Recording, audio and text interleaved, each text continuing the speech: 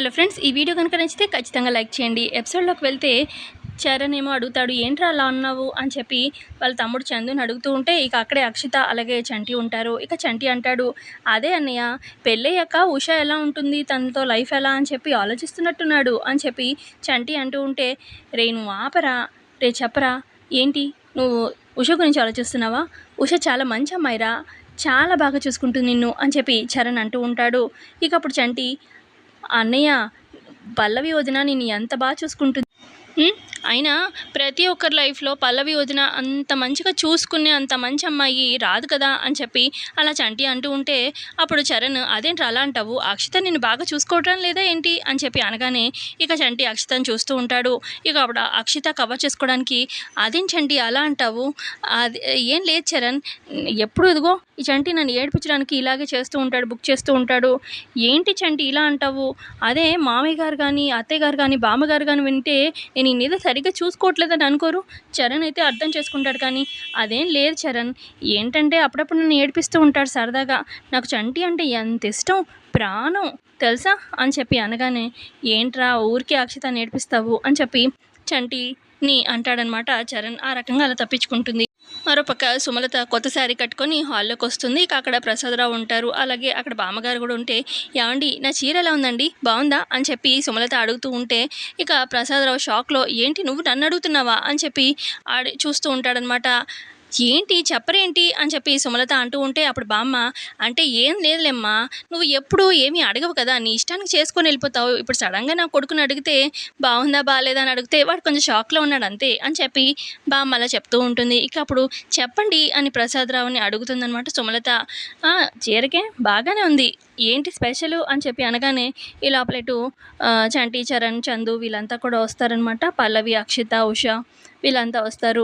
ఏం లేదండి, అది మీడియా వాళ్ళు నాకు కాల్ చేశారు, నా ఇంటర్వ్యూ కావాలంట, కాసేపట్లో వస్తామని ఫోన్ చేశారు, ఇంటర్వ్యూ జరగబోతుంది అని చెప్పి అనగానే, ఓ అవునా అందుకేనా ఈ హడావిడి అని చెప్పి ప్రసాదరావు అంటూ ఉంటే, అవునండి నేను త్వరలో ఈ నియోజకవర్గానికి ఎమ్మెల్యే కూడా కాబోతున్నాను కదా, సో మంచిగా రెడీ అయ్యాను.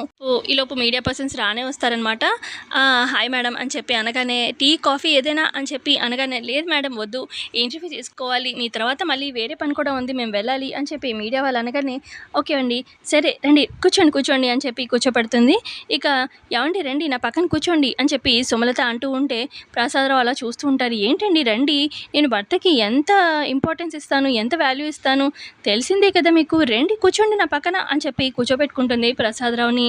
ఇక అప్పుడు వచ్చిన మీడియా వాళ్ళు, నిజంగా మీరు చాలా గ్రేట్ అండి, మీకు చాలా బిజినెసెస్ ఉన్నాయి, మీ మంచి మనసు ఏంటనేది మొన్న రీసెంట్ ఇన్సిడెంట్ వల్ల మాకు అర్థమైంది, అదే కాకుండా మీకు ఇంత ఆస్తిపాస్తులు ఉన్నాయి, మీ కొడుకు చిన్న కొడుకు కోరుకున్నాడని చెప్పి ఒక పేదింటి అమ్మాయిని మీరు వాళ్ళిద్దరికి పెళ్లి చేయడానికి ఒప్పుకున్నారు, నిజంగా ఎంత ఉదార స్వభావం మీది, చాలా గ్రేట్ అండి మీరు, ఈ రోజుల్లో వాళ్ళు ఎవరున్నారు, మన ఆస్తికి కన్నా ఇంకా ఎక్కువ ఆస్తి ఉన్న వాళ్ళని కలుపుకోవాలి అన్న ఆ వేలో ఉంటుంది, కానీ మీరు కోరుకుంటే తలుచుకుంటే ఎంత రిచ్ పర్సన్స్ని ఇచ్చి పెళ్లి చేయగలుగుతారు, కానీ అలా కాకుండా కొడుకు ప్రేమకి ఇంపార్టెన్స్ ఇచ్చారు, చాలా ఆశ్చర్యంగా ఉంది అని చెప్పి వాళ్ళు మీడియా వాళ్ళు మెచ్చుకుంటూ ఉంటే అప్పుడు సుమలత, అయ్యో దీనిదే ఉందండి, ఆస్తి ఇవాళ ఉండొచ్చు రేపు పోవచ్చు, మనకి మనుషుల ప్రేమ అభిమానం ఇది కదా ఇంపార్టెంట్, మనకి ఈరోజు ఉంది ఖర్చు పెడుతున్నాము, అంతేకాని డబ్బు ఉంది లేదు అని చెప్పి అలా దూరం పెట్టడం నాకు ఇష్టం ఉండదు, నా మనస్తత్వం ఫస్ట్ నుంచి ఇంతే అండి, అయినా వాళ్ళిద్దరు ప్రేమించుకున్న వాళ్ళు ఎప్పుడు కలిసే ఉండాలి కదా, అంతే వాళ్ళిద్దరిని కలపడమే మన బాధ్యత అని చెప్పి అలా సుమలత చెప్తూ ఉంటే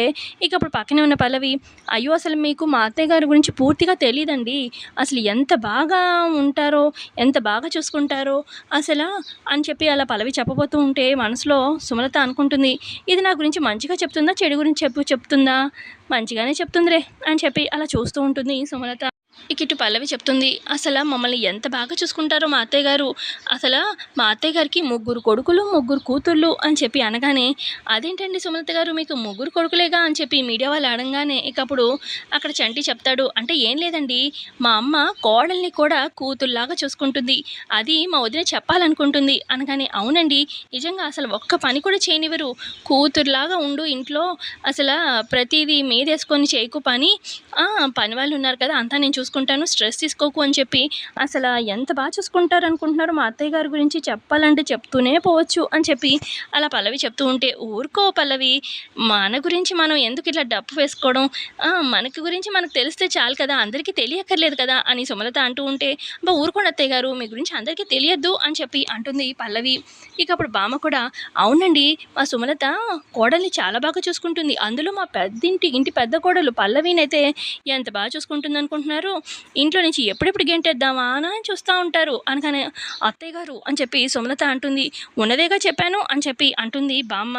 ఇక మీడియా వాళ్ళు కూడా, అదేంటి సుమలత గారు, గెంటేయాలని చూడడం ఏంటి, ఇప్పుడే కదా మీ గురించి మంచిగా చెప్పారు, ఇదేంటి ఇలాగా మీ అత్తగారు ఇలా చెప్తున్నారు మీ గురించి అని చెప్పి అనగానే, ఇక అప్పుడు బామ్మ, నేను చెప్పేది పూర్తిగా వినండి, మా కోడలుని ఎప్పుడెప్పుడు గెంటేద్దామా అని చూస్తూ ఉంటుంది. అసలు ఏంటంటే మా సుమలతకి వచ్చిన కోడల్ని పని చేయడం ఇష్టం లేదనమాట, వాళ్ళు ఇంట్లో ఆడపిల్లల్లాగా ఇంటి పిల్లల్లాగా అలా ఉండాలని.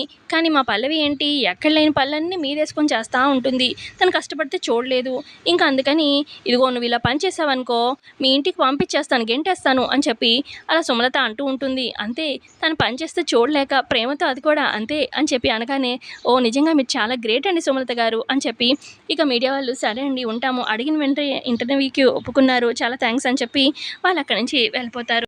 ఆ తర్వాత అక్షిత అలాగే చందు ఇద్దరు మాట్లాడుకుంటారు. వదిన, అసలు ఈ విషయాన్ని ఎలా వదిలించుకోవాలో అర్థం కావట్లేదు వదిన, రేపే పెళ్ళి, అసలు ఏ విధంగా వదిలించుకోవాలో అర్థం కావట్లేదు, నాకు తనతో లైఫ్ వద్దు వదిన అని చెప్పి అంటూ ఉంటే, చందు నువ్వేమి టెన్షన్ పడకు, నువ్వు కామ్గా ఉండు, నీ ప్రాబ్లం నా ప్రాబ్లం అని నేను తీసుకున్నాను కాబట్టి నేను ఏదో ఒక సొల్యూషన్ చేస్తాను, నువ్వేం టెన్షన్ పడకు, పెళ్ళి జరుగుతుంది అనుకుంటున్నారు అందరూ, కానీ పెళ్లి మండపం దాకా ఉష రావచ్చు, కానీ నువ్వు మాత్రం తాళి కట్టవు, నేను చూసుకుంటాను కదా, నేను ఆలోచిస్తాను, నువ్వు కూల్గా ఉండు అని చెప్పి అక్షిత ధైర్యం చెప్తుంది చందుకి. ఇక నెక్స్ట్ డే ఉదయాన్నే పెళ్ళి అనమాట. ఇక పెళ్లి కోసం అని చెప్పి ఇక పెళ్లి మండపానికి అందరూ వెళ్తారు. ఇక అక్కడ ఉషాని రెడీ చేస్తూ ఉంటుంది పల్లవి. ఇక అక్కడే అక్షిత అలాగే సుమలత వీళ్ళంతా కూడా ఉంటారనమాట. ఇక ఎంత అందంగా ఉన్నావో అని చెప్పి పల్లవి మెచ్చుకుంటూ ఉంటుంది ఇటు పక్కనే ఉన్న ఉషాని. ఆ తర్వాత ఇక అక్కడే అక్షిత ఉంటుంది కదా, ఫోన్ రింగ్ అవుతుంది. ఒక్క నిమిషం అత్తయ్య గారు ఇప్పుడే వస్తాను అని చెప్పి పక్కకు వెళ్తుంది అక్షిత. ఏంటి వదినా, నా పెళ్ళి కాసేపట్లో ఏదో ప్లాన్ చేస్తానన్నావు కదా అని చెప్పి చందు అంటాడు. ఇక అప్పుడు అక్షిత పక్కకొచ్చి, చందు నువ్వేం టెన్షన్ పడకు, కూల్గా ఉండు, నేను ఈ పెళ్ళి జరగనిస్తానా జరగనివ్వను, నువ్వేం టెన్షన్ పడకు, చెప్పాను కదా, మాట ఇచ్చాను కదా, సరేనా అని చెప్పి ఫోన్ పెట్టేస్తుంది. ఆ తర్వాత ఇంకో కాల్ వస్తుందన్నమాట అక్షితకి. మేడం మీరు చెప్పినట్టు ఈ ఫంక్షన్కి హాల్కి వచ్చేసాను మేడం అనగానే, సరే నేను బయటకు వస్తున్నాను అని చెప్పి అక్షిత బయటకు వస్తుంది. ఇక అతన్ని కలిసి ఇటువంటి పక్కకి అని చెప్పి పక్కకి తీసుకొచ్చి, తెచ్చారా చెప్పింది అనగానే, ఇదిగోండి మేడం ఇంజెక్షన్ మీరు చెప్పింది తీసుకొచ్చాను అనగానే, పనిచేస్తున్న ఇంజెక్షన్ అని చెప్పి అక్షిత అడుగుతుంది. అయ్యో సూపర్గా పనిచేస్తుందండి, ఒక్కసారి ఇంజెక్ట్ చేశారంటే ఇంజెక్షన్ నర్వస్ సిస్టమ్ కొలాప్స్ అయిపోతుంది, బాడీ పార్ట్స్ ఏవి కూడా పనిచేయవండి, అంత పవర్ఫుల్ ఇంజెక్షన్ అని చెప్పి అతను చెప్తాడు. సరే అయితే అని చెప్పి ఇక ఆ ఇంజెక్షన్ తీసుకొని పక్కకు వచ్చేస్తుంది అక్షిత ఇంజెక్షన్ తీసుకొని అలా వస్తూ ఉంటే తోరణాలు కడుతూ ఉంటాడనమాట అక్కడే చందు స్టూల్ వేసుకొని. అప్పుడు చంటి ఏమో, అక్షిత కొంచెం ఆ తోరణం అందుకోవా అని చెప్పి అంటాడు చంటి. అదేంటి వేరే ఇంకెవరు హెల్ప్ చేసేవాళ్ళు లేరా, వాళ్ళతో చేయించచ్చు కదా అని చెప్పి అక్షిత అంటుంది. అబ్బా అందరూ వాళ్ళ పనుల్లో ఉన్నారులే, ఏముంది అంది చిటువు అని చెప్పి చంటి అనగానే, సరే అని చెప్పి తన చేతిలో ఉన్న ఫోను ఇంజెక్షన్ పక్కన అక్కడ టేబుల్ మీద పెట్టేసి ఇక తోరణాలు అవి అందిస్తూ ఉంటుందన్నమాట చంటికి. ఆ తర్వాత పంతులు గారు కూడా రానే వస్తారు. ఇక అన్నీ ఉన్నాయా లేవా అని చెప్పి అన్నీ చూసుకుంటారనమాట. అక్షంతలు లేవు అనగానే, తెస్తున్నాను పంతులు గారు అని చెప్పి హడావుడిగా అంత పల్లవియే అన్నీ అందించడం అన్నీ చేస్తూ ఉంటుందన్నమాట. ఇక సడన్గా చరణ్ అడ్డు రావడంతో తల గుద్దుకుంటుంది పల్లవి చరణ్ది. యాండి ఒక్కసారి గుద్దడం కాదండి, 2 సార్లు గుద్దుకోవాలి, లేదంటే కొమ్ములు వస్తాయి అని చెప్పి పల్లవి గుద్దుతుంది. ఇక ఇటు ఆల్రెడీ పెళ్ళికి వచ్చిన జనాలేమో అదంతా చూస్తూ, ఈ అమ్మాయి చాలా తెలివిగలదంట, బామ్మగారు చెప్పారు, ఇంటి పని అంతా కూడా ఇంట్లో ఏ ప్రాబ్లం వచ్చినా కూడా ఒంటి చేత్తో అన్నీ సాల్వ్ చేస్తుందంట, బామ్మగారే చెప్పారు ఎన్నిసార్లు అని చెప్పి వాళ్ళు మాట్లాడుకుంటూ ఉంటే, ఇదిగో ఈ అబ్బాయి పాప కొంచెం తెంగరోడంట అని చెప్పి అలా మాట్లాడుకుంటూ ఉంటారనమాట. ఏంటి నన్ను తెంగరోడిని చేసావా, అందరు చూడు అలా మాట్లాడుకుంటున్నారు అని చెప్పి చరణ్ అంటూ ఉంటే, ఉన్నదేగా చెప్తుంది అనగానే, అంటే నేను తెంగరోడ్నా అని చెప్పి అంటాడనమాట చరణ్. అబ్బాయి కాదండి, అదే నేను ఇంటి పని అంతా చేస్తాను అని చెప్పి అంటున్నారు కదా దాని గురించి అని పల్లవి అంటుంది. సరేలే వెళ్ళి అమ్మాయిని తీసుకురండి అని చెప్పి ఇటు పంతులు గారు అనడంతో, సరే పంతులు గారు అని చెప్పి వెళ్తారు. ఇక ఇటు చందుని కూర్చోపెడతారనమాట. అయితే వాళ్ళ ఆచారం ప్రకారం జెంట్స్‌కి ముందు మల్లెపూలు ఫేస్ కనిపించకుండా మల్లెపూలు అవి ఇవి హ్యాంగ్ చేస్తారనమాట.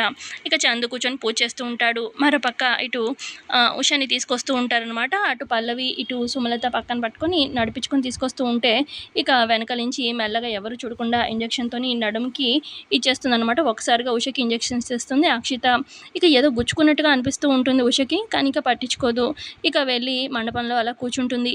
ఇక మెల్లగా మల్లెపూలు పక్కకు తీసి చందు ఏమో ఏంటొదినా అని చెప్పి మెల్లగా సైగలు చేస్తాడు అక్షితకి. అంతా సెట్ అన్నట్టుగా సైగలు చేస్తుంది అక్షిత కూడా. ఇక కాసేపటికి ఇక తనకి మత్తు ఎక్కడంతోని అలా స్పృహ కోల్పోయి కింద పడిపోతుందనమాట ఉష.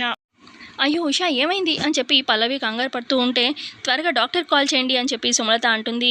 ఇక చరణ్ కాల్ చేయడంతోని డాక్టర్ గారు వస్తారనమాట. ఇక స్టేజ్ మీదే డాక్టర్ వచ్చి ఉషని చూస్తారనమాట. ఇక చూసి ఈ అమ్మాయికి నర్వస్ సిస్టమ్ అంతా కూడా కొలాప్స్ అయిపోయింది.